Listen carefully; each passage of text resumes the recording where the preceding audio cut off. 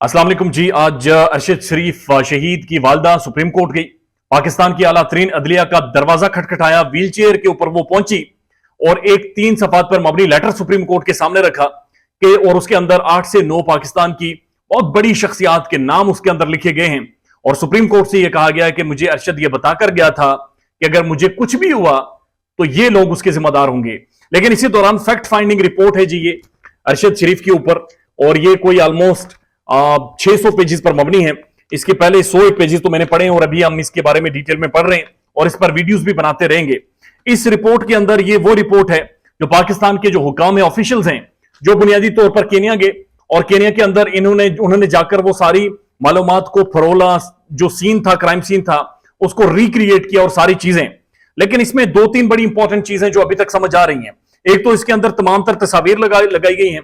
अगर मैं आपको दिखा सकूं मुख्तलिफ तस्वीर, और वो तस्वीर अरशद साहब के हवाले से हैं, यानी उनकी बिलोंगिंग्स की तस्वीर हैं, उनके वहां पर मौजूद होने की तस्वीर हैं, उनके घर की तस्वीर हैं, जिस कमरे में वो रहते थे उस कमरे की बेशुमार तस्वीर हैं। तो तमाम तर चीजों की तस्वीरें वहां पर मौजूद हैं। और जब आप उन तस्वीरों को देखते हैं तो आपको पता चलता है कि किस तरह से अरशद साहब को ने वो टाइम गुजारा है और किस कर्ब में वो जिंदगी गुजारी है, किस तरह से डिब्बे के अंदर बंद होकर उन्होंने जिंदगी गुजारी है, एक कमरे के अंदर बंद होकर।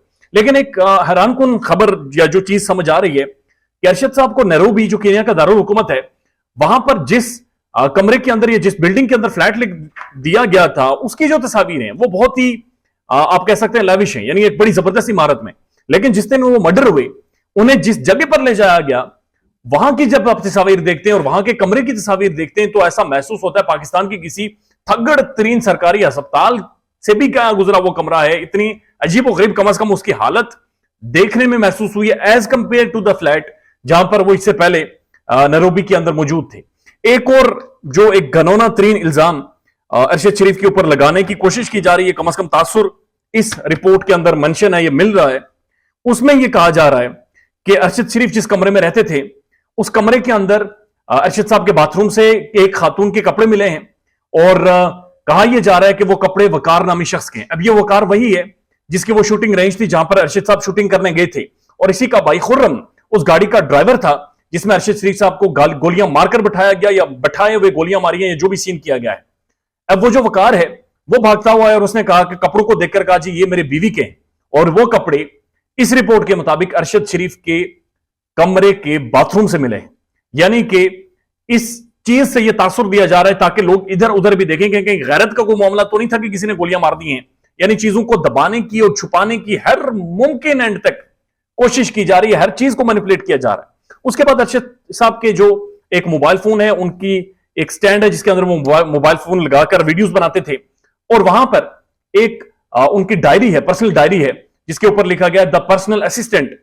उस पर्सनल असिस्टेंट के अंदर से कुछ नोट्स भी मंजर आम पर आए हैं, और एक रेड नोट है जो कि बड़ा इंपॉर्टेंट है। उसमें वो लिख रहे हैं कि मुझे यह कहा जा रहा है, अरशद साहब ने लिखा हुआ बाकायदा से, कि जनरल बाजवा साहब के ऊपर नहीं बोलना। आगे वो क्वेश्चन लिखते हैं वाई, आगे क्वेश्चन मार्क, और फिर वो कहते हैं पाकिस्तान में यह नोट्स के अंदर लिखा गया कि सबके ऊपर बात हो सकती है, आखिर इनके ऊपर क्यों नहीं हो सकती।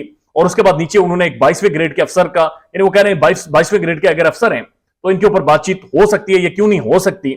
ये वो चीजें हैं जो अभी तक कम अज कम समझ आ रही हैं। और एक और नोट डायरी का दिखाया गया जिसमें मरीम नवाज शरीफ साहबा का नाम है और जनरल बाजवा साहब के भी नाम है, और कुछ चीजों को लिंक किया गया है, लिंकेजेस बनाए गए हैं, बाकायदा से लाइंस लगी हुई हैं, और ये वो आखिरी नोट्स हैं जो कि नजर आ रहे हैं। डायरी में काफी सारे और भी नोट्स हैं, लेकिन उनकी तस्वीर इस रिपोर्ट के अंदर बहरहाल मौजूद नहीं है।